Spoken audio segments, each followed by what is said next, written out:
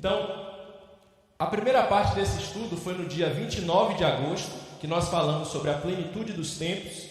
A segunda parte nós falamos sobre os concílios gerais e o desenvolvimento do catolicismo romano. No final a gente apresentou rapidamente o credo apostólico. Alguns irmãos ficaram com o rosto até espantados em ver o credo apostólico aqui na igreja, por toda a herança católica que o credo apostólico traz na mente de muitas pessoas. E hoje nós vamos falar um pouco mais sobre esse tema. Quando nós chegamos aqui na Igreja Batista Regular, muitas vezes nós ficamos impressionados com coisas que vemos aqui na igreja, principalmente quando vimos de outro tipo de igreja, uma igreja pentecostal, uma igreja neopentecostal. Acabamos de alguma forma nos espantando quando chegamos aqui. Quando você chegou aqui pela primeira vez, talvez a primeira coisa que lhe chamou a atenção foi que aqui na igreja normalmente a gente não bate palma. Ou talvez os hinos antigos lhe chamou a atenção. Talvez o que lhe chamou a atenção foi a pregação versículo por versículo, a pregação expositiva. Talvez você nunca tenha visto isso em nenhum lugar. Talvez você veio para cá por conta dos 5 solas da Reforma Protestante, ou na internet você ouviu falar sobre as doutrinas da graça. Mas todas essas coisas são a ponta do iceberg. Todas essas coisas apontam para algo mais profundo que nos identifica como igreja. E isso nós chamamos de... Passou aqui sem querer. Isso nós chamamos de confessionalidade. Isso nós chamamos de identidade denominacional. Então, se você pensa que a Igreja Batista Regular só é diferente das outras igrejas por causa daqueles elementos que eu mencionei, você está ainda na ponta do iceberg. Tem muita coisa para entender sobre a igreja.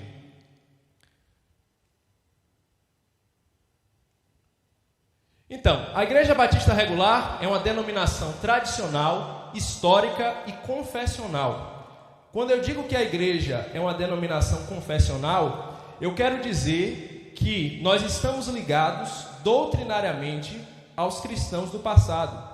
Nossa igreja, ela está conectada com a igreja de toda a história da igreja, doutrinariamente. Por incrível que pareça para algumas pessoas, o cristianismo não iniciou no dia em que você se converteu. Nós temos 2000 anos de história e nós estamos conectados com esses irmãos. Historicamente, as igrejas que são herdeiras da Reforma, incluindo as igrejas batistas, desde cedo ensinaram às crianças e os novos convertidos os 10 mandamentos, a oração do Pai Nosso, o credo apostólico e catecismo. Aqui nessa imagem nós vemos a figura de um pai ensinando a sua esposa e seus filhos. Aqui é uma família puritana. E todos esses elementos, credo apostólico e catecismos, não são coisas de católico. São instrumentos, documentos que são utilizados didaticamente para se ensinar os infantes e os neófitos. Então, o que é um credo?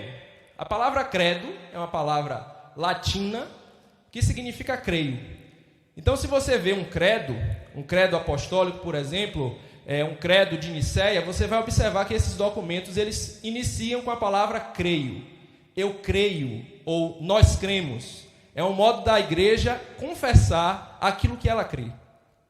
Um credo é também caracterizado por ser uma declaração de fé concisa, pequena, objetiva, porque a finalidade do credo é a memorização.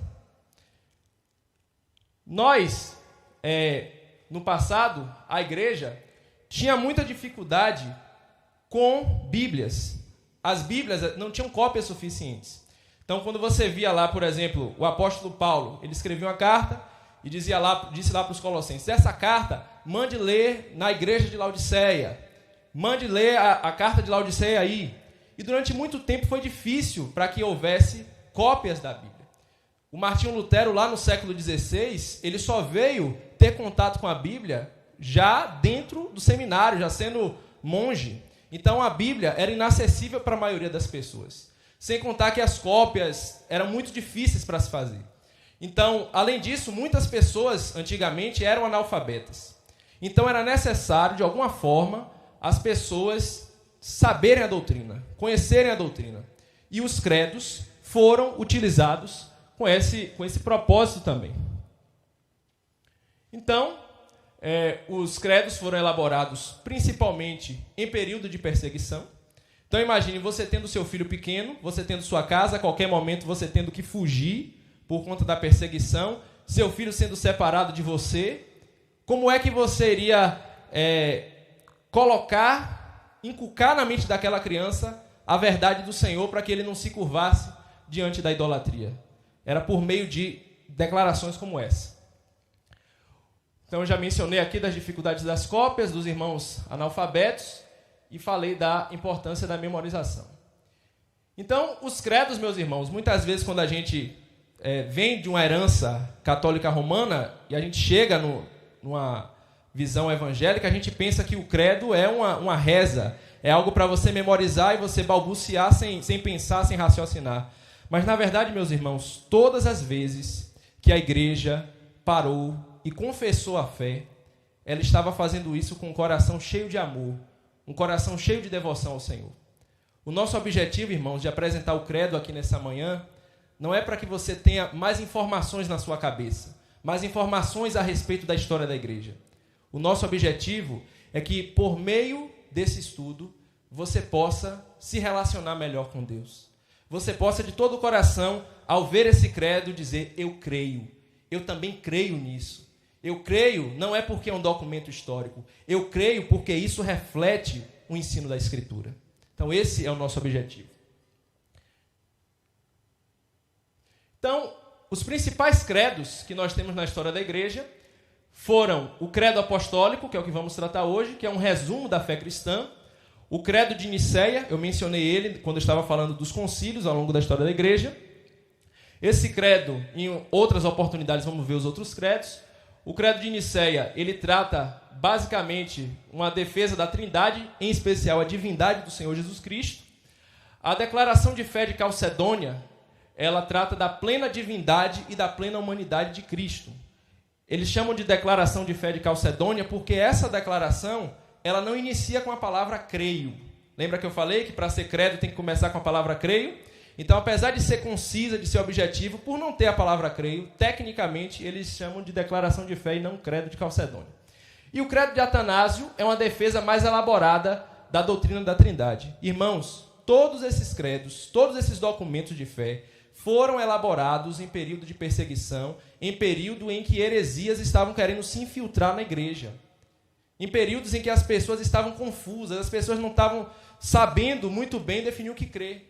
Quando a Bíblia diz que Jesus é o Filho de Deus, o que é que isso significa? Significa que Deus, ele tem um filho, e esse filho é igual a um de nós, todos nós somos filhos de Deus, como Jesus é filho de Deus. Significa que Jesus é o primeiro ser criado por Deus, por ele ser filho de Deus. Então, as pessoas tinham muitas dúvidas. Então, era necessário confessar a fé. E foi isso que a igreja fez. Então, quando a gente fala credo apostólico, podem surgir várias dúvidas. Quem escreveu esse tal de credo apostólico? Algumas pessoas, ao longo da história da igreja, acreditavam que foram os 12 apóstolos que escreveram, né? Cada sentença lá, o apóstolo Pedro escreveu essa aqui, o apóstolo João escreveu essa sentença aqui. Mas esse pensamento não se sustenta historicamente. Então, não sabemos ao certo quem foi que escreveu o credo apostólico, mas ainda assim, esse credo ele pode ser chamado de credo apostólico porque ele reflete o ensino dos apóstolos, o ensino bíblico. Esse credo é uma expressão daquilo que o Novo Testamento ensina. Nós não sabemos também ao certo quando ele surgiu. Ele se parece com algumas declarações de fé dos primeiros séculos, do século 3, século 4, século 5, mas o que os estudiosos indicam é que ele ele adquiriu essa forma como ele vai ser apresentado aqui hoje, por volta do século 7, por volta do século 8º.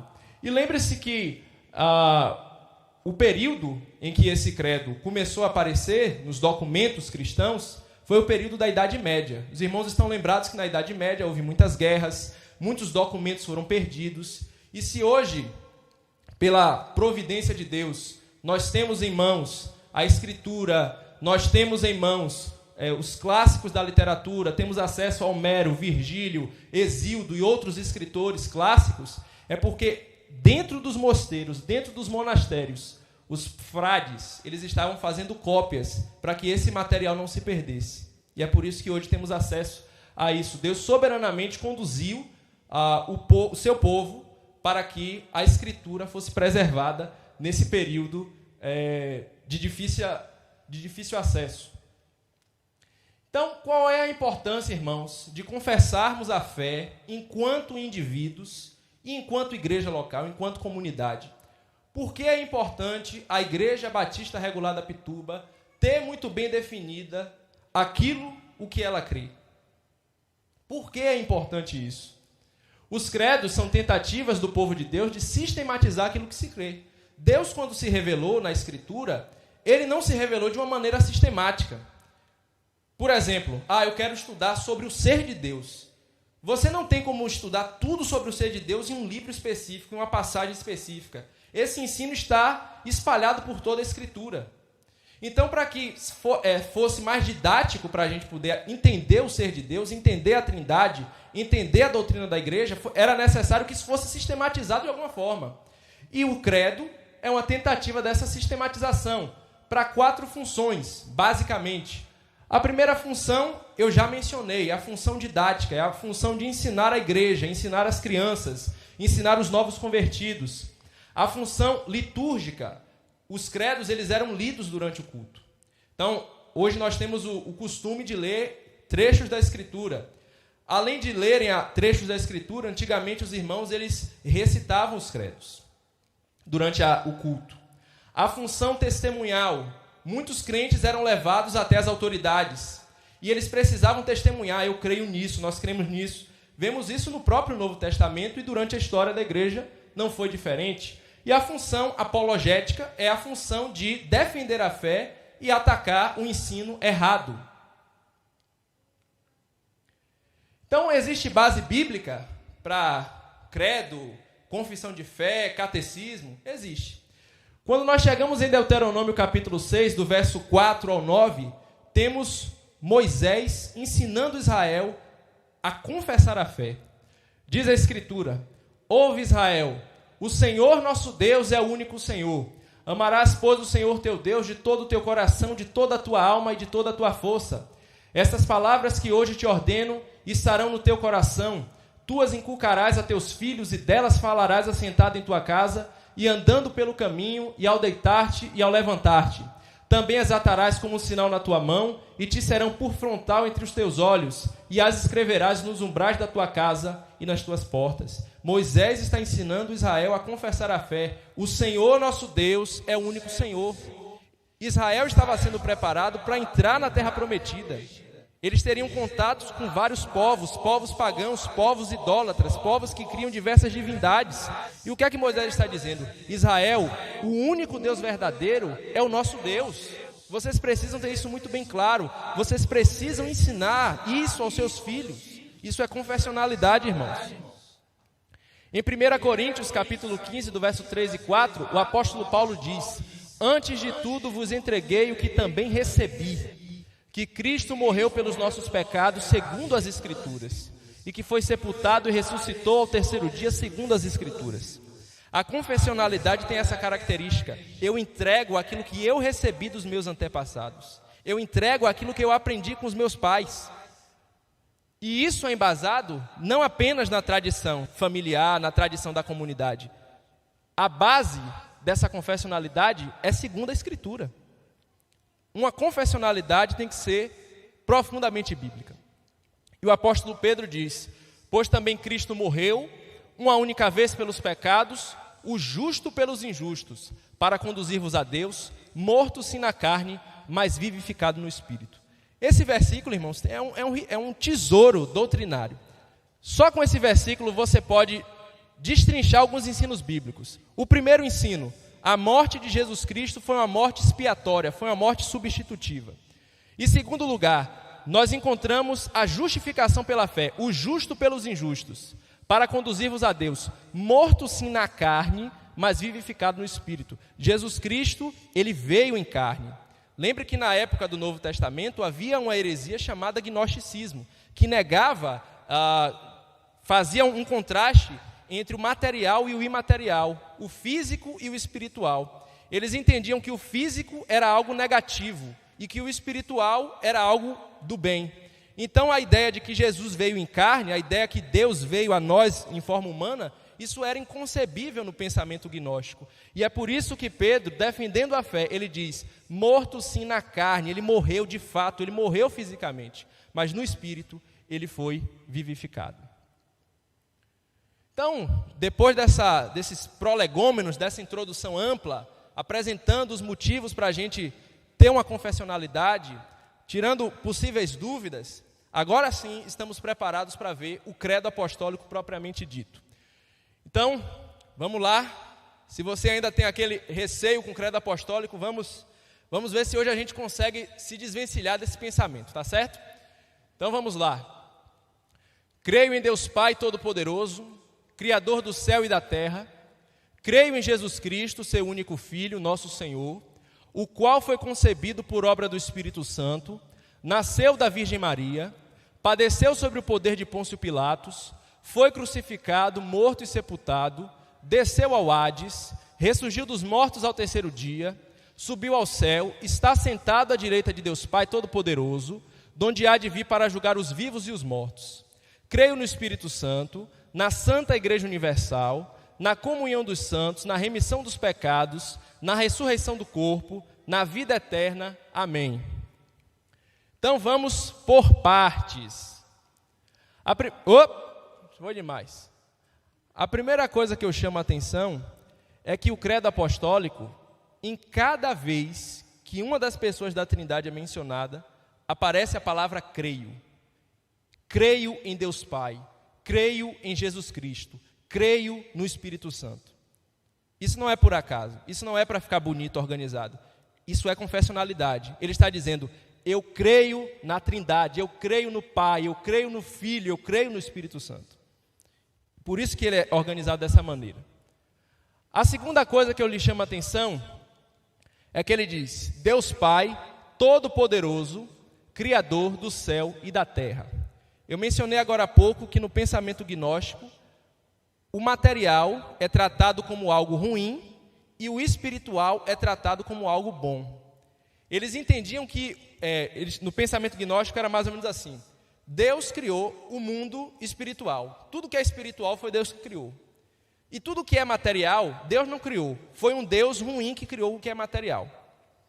Mas aqui com o credo, ele está confessando, Deus Pai, que é todo-poderoso, ele criou o céu e a terra. Ele criou aquilo que é material e criou aquilo que é imaterial.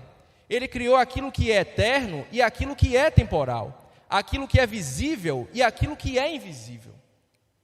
Apesar do credo só mencionar Deus Pai como o Criador do céu e da terra, o Filho e o Espírito Santo participaram ativamente da obra da criação.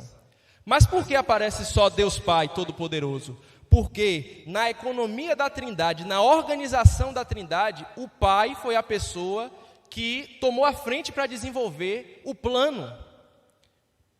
Isso não significa, irmãos, que o Pai seja superior ao Filho ou ao Espírito Santo, ou melhor do que o Filho, ou melhor do que o Espírito Santo.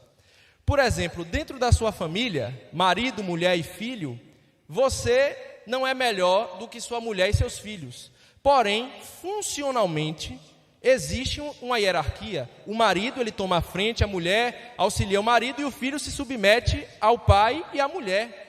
Mas não significa que o filho é inferior em essência à mãe e a mãe não é inferior em essência ao pai. Todos têm a mesma natureza, todos são seres humanos. Da mesma forma, no relacionamento trinitário, Pai, Filho e Espírito Santo, todos têm a mesma natureza, a natureza divina, mas funcionalmente eles ocupam papéis diferentes, certo? Segundo, do céu e da terra, creio em Jesus Cristo, seu único Filho, nosso Senhor, o qual foi concebido por obra do Espírito Santo, nasceu da Virgem Maria.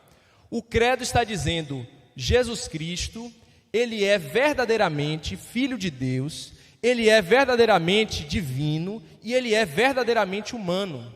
Deus veio em carne, Deus se fez homem, Deus habitou no meio de nós. A matéria não é má. Se você ler a introdução da primeira carta de João, você vai ver isso claramente. Como é que João inicia a primeira carta? Aquele que nós vimos, os nossos olhos viram, as nossas mãos apalparam, o verbo da vida. João estava enfrentando essa heresia gnóstica. E aqui não é diferente.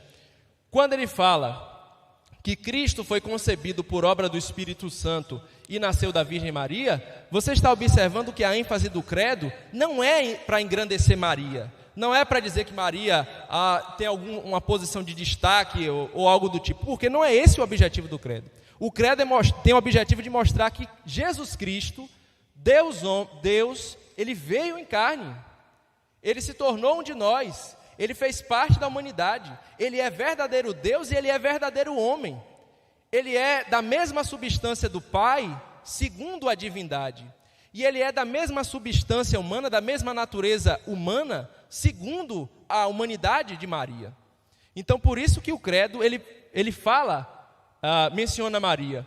E ele usa a expressão Virgem Maria porque Cristo não nasceu de modo natural. Ele nasceu de modo sobrenatural. Ele foi concebido por obra do Espírito Santo. Ele padeceu sobre o poder de Pôncio Pilatos, foi crucificado, morto e sepultado, desceu ao Hades. Mais uma vez, o credo está apresentando que a morte de Jesus Cristo foi real. Jesus Cristo, ele era um ser humano de carne e osso, ele padeceu, ele morreu, ele sofreu verdadeiramente, certo? E esse momento, irmãos, é o momento mais controverso do credo apostólico, por conta daquela cláusula, desceu ao Hades.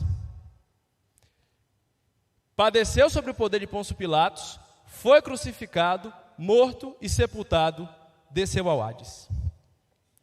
É provável que você já tenha ouvido várias explicações, das mais estranhas possíveis, quando se refere a essa cláusula desceu ao Hades. Talvez você tenha já ouvido que Jesus, quando esteve morto, ele foi até o inferno, e lá no inferno, ele evangelizou as pessoas que estavam no inferno, e aí aquelas pessoas que se arrependeram no inferno, creram, e ele levou para o céu. Ou talvez você já ouviu falar uma ideia de que Jesus, quando esteve morto, ele foi até o inferno, não para evangelizar os que estavam no inferno, mas para poder proclamar a sua vitória. Mas, irmãos, esse tipo de ensino não se sustenta biblicamente. E nós vamos ver como é que nós podemos entender essa expressão desceu ao Hades. A palavra Hades é uma palavra grega que aparece no Novo Testamento com vários sentidos. Pode significar sepultura, pode significar inferno, pode significar o além, o abismo. Então, é uma expressão que, para você entender o que significa, você tem que ver o contexto. Então, tem muita dificuldade, as pessoas acabam tendo dificuldade para entender essa expressão no Novo Testamento. E para você que não entendeu que bonequinho é esse, na década de 90, a Disney lançou um desenho chamado Hércules, e esse era o personagem que representava o Hades, tá certo? Então, vamos lá. Os principais textos usados por essas pessoas para dizer que Jesus Cristo foi no inferno evangelizar que estava no inferno. Normalmente eles usam esse texto de Efésios, que diz o seguinte: por isso, quando ele, Jesus, subiu às alturas, levou cativo o cativeiro e concedeu dons aos homens. Ora, que quer dizer subiu, senão também que havia descido até as regiões inferiores da terra? Aquele que desceu é também o mesmo que subiu acima de todos os céus para encher todas as coisas. Então, essas pessoas dizem que esse texto está sendo usado para embasar esse ensino. Mas, irmãos, esse tipo de interpretação acaba sendo dificultada porque essa tradução do texto não é a melhor para essa passagem. Quando o texto fala descido até as regiões inferiores da terra, a melhor forma de traduzir esse texto é desceu até as regiões inferiores, a terra. As regiões inferiores que Cristo desceu é a terra. Se fala de regiões inferiores do ponto de vista de quem estava em cima e desceu. Entendem? Ele desceu às regiões inferiores, a terra, aqui são as regiões inferiores. E quando Cristo cumpriu a sua obra e subiu ao céu, ascendeu ao céu, ele levou cativo o cativeiro. O que é que significa isso? Com a sua obra, sua vida, sua morte e ressurreição, Cristo libertou pessoas, Cristo salvou pessoas, Cristo levou pessoas com ele para o céu. Isso é levar cativo o cativeiro. E ele não fez só isso, ele concedeu dons aos homens. E essa interpretação, ela é sustentada biblicamente, porque se você vê o que aparece no verso 11 dessa passagem, ele vai dizer o quê? E alguns ele concedeu para apóstolos, outros para profetas, outros para evangelistas, outros para pastores e mestres. Então, aqueles que subiram ao céu, não foram quem estavam no inferno, foram pessoas que eram crentes da igreja. Pessoas se converteram e foram salvas por Cristo. Certo? Então, isso é uma interpretação natural, respeitando as regras histórico-gramaticais de Efésios capítulo 4, verso 8 ao 10. Um outro texto que é utilizado para poder defender essa ideia de que Cristo foi no inferno evangelizar, é 1 Pedro 3, do verso 18 ao 19. Pois também Cristo morreu uma única vez pelos pecados, o justo pelos injustos, para conduzir-vos a Deus, morto sim na carne, mas vivificado no Espírito, no qual também foi e pregou aos espíritos em prisão. Aí agora, esse texto, meus irmãos, esse texto aqui é um dos mais difíceis de se interpretar no Novo Testamento. É um texto muito difícil, não só por essa cláusula aqui, mas pelo que ele vai falando depois. Ele vai falando de Noé, ele fala do batismo, e muita gente se confunde quando chega nessa passagem. Por causa do tempo, eu não vou explicar esse texto. Eu vou fazer melhor do que isso. Depois, entre no canal da igreja, vá na playlist de 1 Pedro, a pregação número 15. O pastor Marcos passou 1 hora praticamente explicando essa passagem. É melhor do que eu passar por cima e acabar perdendo o fio da meada, que eu me atrapalhei. A última EBD que eu fiz aqui, eu tive que correr porque passei do tempo. Então, além de você ver essa pregação no canal da igreja, eu lhe indico ler esse artigo de Heber Campos, está na revista da Fides Reformata, do Centro Presbiteriano Andrew Jumper. Esse artigo, ele tem 20 páginas e ele fala especificamente dessa cláusula, desceu ao Hades. Tá certo? Então, vamos continuar. Além disso que a gente mencionou lá do Efésios 4, para que vocês não fiquem assim com água na boca, falou e agora fugiu, não vai explicar o que é desceu ao Hades, eu vou explicar de um modo resumido. No século IV, houve um teólogo chamado Rufino de Aquileia. Esse homem, ele escreveu um comentário sobre o credo apostólico. E no comentário dele, ele diz que a expressão desceu ao Hades é um termo intercambiável com o termo foi crucificado, morto e sepultado. Ou seja, desceu ao Hades no credo apostólico é uma síntese do que ele disse anteriormente. Foi crucificado, morto e sepultado. Tudo isso é desceu ao Hades. E essa informação de Rufino, ela tem sustentação em outro credo, que é o credo de Atanásio. No credo de Atanásio, ele usa como base o credo apostólico, e ele diz assim, onde está a frase, foi crucificado, morto e sepultado, é substituído por, o qual sofreu por nossa salvação, desceu ao Hades, ressuscitou dos mortos ao terceiro dia. Então, em outro credo, no credo de Atanásio, não aparece foi morto, foi crucificado, morto e sepultado. Só aparece lá, desceu ao Hades. Certo? Então, desceu ao Hades é uma síntese de tudo aquilo que ele já mencionou. Certo? Ressurgiu dos mortos ao terceiro dia, subiu ao céu, está sentado à direita de Deus Pai, Todo-Poderoso, donde há de vir para julgar os vivos e os mortos. Jesus Cristo, ele não, depois da morte, ele não se tornou um espectro, um fantasma. Ele ressuscitou verdadeiramente, ele voltou para a carne. Ele está em um corpo glorificado. Se você já viu com atenção o Novo Testamento, você lembra que os saduceus, eles negavam a ressurreição. Você lembra que Paulo, quando foi pregar lá em Atenas, haviam pessoas, alguns filósofos, que deram risada dele quando ele disse que Jesus ressuscitou. Por quê? Porque no pensamento da época era inconcebível. Como assim? Como é que a matéria é ruim? Uma pessoa morre, a pessoa vai voltar para a matéria? Isso é maluquice. Então, o credo está dizendo, de fato, ele voltou para o corpo, ele está num corpo físico. E ele subiu ao céu nesse corpo físico. E ele está sentado à direita de Deus Pai. E um dia ele voltará para julgar os vivos e mortos. Creio no Espírito Santo, na Santa Igreja Universal, na comunhão dos santos, na remissão dos pecados, na ressurreição do corpo, na vida eterna. Amém. Eu acho lindo, irmãos, essa cláusula, porque os autores eles colocam o Espírito Santo ligado diretamente com a igreja. A igreja só é santa por causa do Espírito Santo.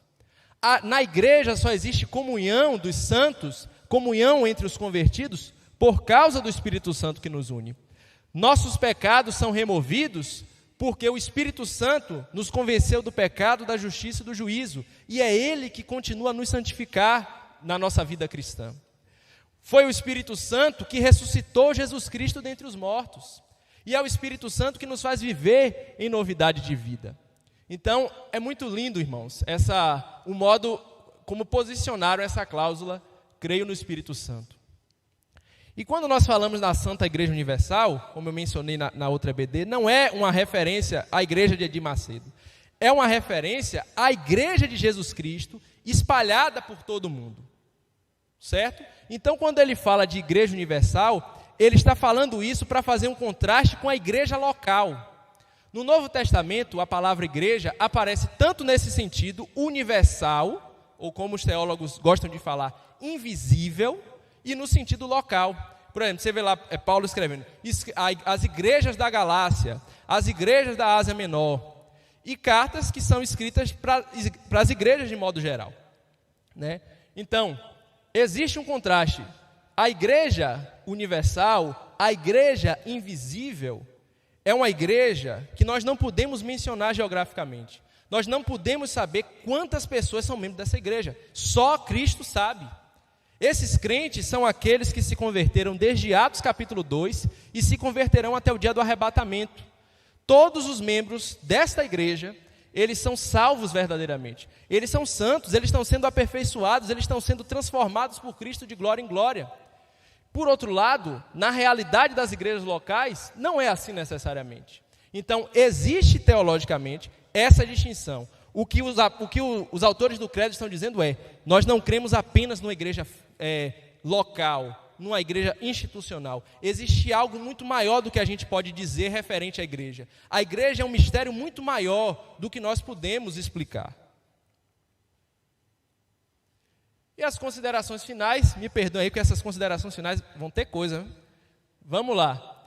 Em primeiro lugar, eu espero que você consiga enxergar como é tosca, pobre, aquela ideia de que diz assim, mas eu não quero esse negócio de teologia não, a letra mata, eu vou ficar só com a Bíblia mesmo, porque é melhor, porque o conhecimento ensoberbece, porque eu sou a favor do sola escritura, então só vou ficar com a Bíblia.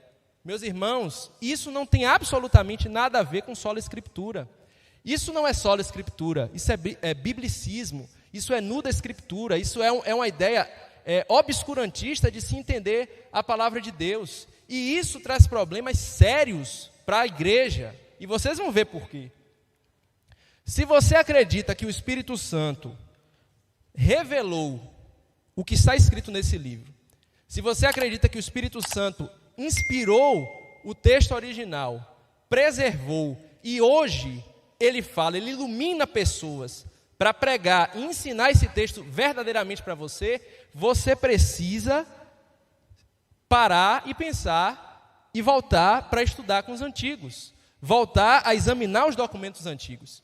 O Espírito Santo que nos ilumina a entender a Escritura, a pregar a Escritura, foi o mesmo Espírito Santo que iluminou esses irmãos do passado para poder escreverem esses credos e esses documentos de fé. Sobre isso, irmãos, John Stott ele afirma, Desrespeitar a tradição e a teologia histórica é desrespeitar o Espírito Santo que tem ativamente iluminado a igreja ao longo de todos os séculos. O cristianismo não surgiu com a nossa conversão. A igreja de Cristo não se resume à Igreja Batista Regular da Pituba. A igreja de Cristo já tem 2000 anos de história. Não é tendo um insight na segunda-feira que eu vou descobrir aquilo que nenhum cristão descobriu em 2000 anos de história da igreja. Eu preciso ter humildade e aprender com quem se dedicou a vida inteira sobre esse texto para aprendê-lo. E já deixou pronto para eu estudar e conhecê-lo.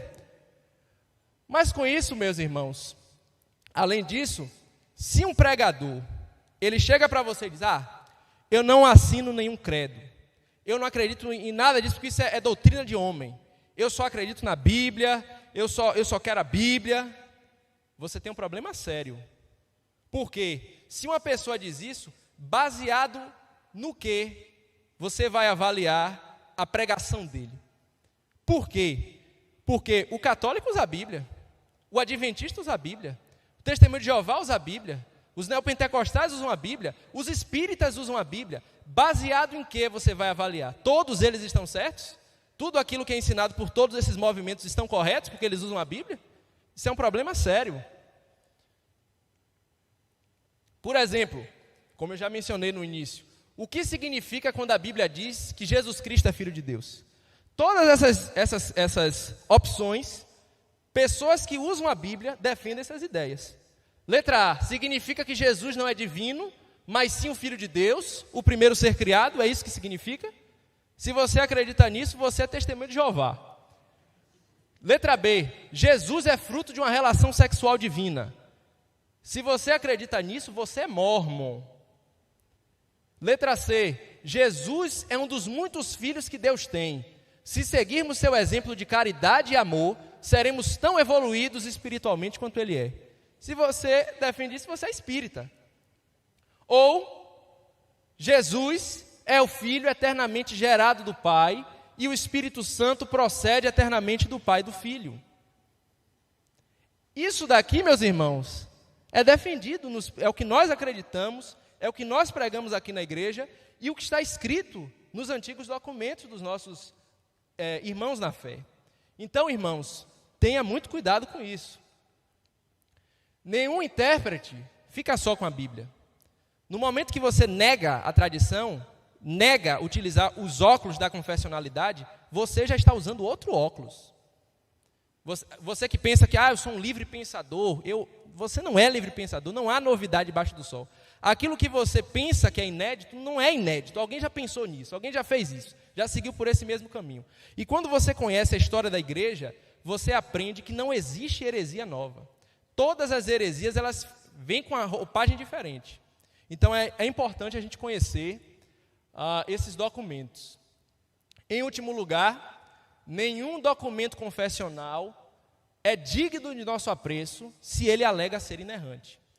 Quando eu falo que nós devemos buscar aprender com os nossos antepassados, conhecer o credo apostólico, conhecer os documentos de fé, eu não estou colocando esses documentos ao pé de igualdade com a Bíblia. Eu não estou dizendo que eles são inerrantes. Eu não estou dizendo que eles são inspirados por Deus. Eu estou dizendo que eles podem ser utilizados para nos ajudar a entender textos difíceis, a confessar a nossa fé. Um credo só deve ser digno do nosso apreço se ele for fiel àquilo que a Escritura diz. Os credos, os documentos de fé, eles não são concorrentes com a Escritura. Eles são escravos da Escritura. Eles são servos da Escritura. Se alguma cláusula não está de acordo com a Escritura, a gente precisa investigar. Lembra que a gente passou aqui um tempo vendo o desceu ao Hades? A gente precisa julgar tudo pela palavra de Deus. O Mr. Maia, ele disse: os documentos da igreja que recebemos não são infalíveis, nem mesmo naquilo que é consensual, nem jamais pretenderam isso. Contudo, são os tesouros históricos e teológicos que nos foram legados. A sua autoridade é relativa, no entanto, a igreja não pode sobreviver sem a consciência do seu passado, de suas lutas, dificuldades, fracassos e certamente por graça de suas vitórias. Esta consciência deve gerar em nós um espírito de gratidão, humildade e desafio diante da magnitude da revelação de Deus. Como tem muita coisa para falar, e não tem como eu falar tudo sobre o credo, isso foi uma pequena introdução do que é o credo apostólico, eu indico para os irmãos esses livros. Todos esses livros, eles se dedicam a explicar com profundidade o credo apostólico. Nós poderíamos passar, irmãos, semanas ou até meses estudando o credo apostólico, porque é uma riqueza teológica muito grande.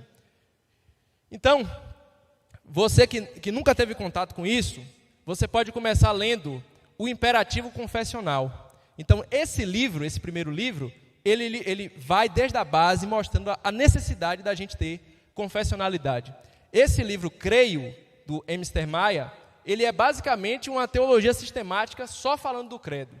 O credo apostólico de Franklin Ferreira também é muito bom, de Albert Muller. Esse daqui é a Fé Batista, publicado pela editora O Estandarte de Cristo.